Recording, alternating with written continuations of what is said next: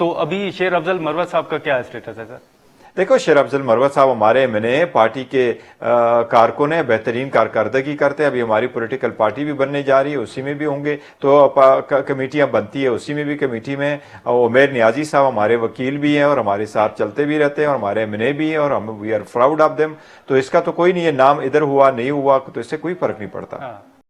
ہاں، لیکن یہ تو حقیقت ہے نا گور صاحب کہ ان کے بہت سے بیانات یا بہت سے جو ان کا ایک اپنا نظریہ یا بیانات ہیں ان سے تحریک انصاف اتفاق نہیں کرتی. نہیں، سم ٹائم وہ اسٹیٹمنٹ دیتے رہتے ہیں اور پھر بعد میں اس کا وہ ایک کلیریفیکیشن آ جاتی ہے. تو ایسا نہیں ہے کہ اسے کوئی ایسی اسٹیٹمنٹ دی ہے جو پارٹی کے بالکل اگینسٹ ہو. سم ٹائم کچھ ایسے آ جاتے ہیں. لیکن آپ کو ایک چیز میں بتاؤں، پاکستان تحریک انصاف واحد پولیٹیکل پارٹی ہے جو ٹرولی ڈیموکریٹک ہے.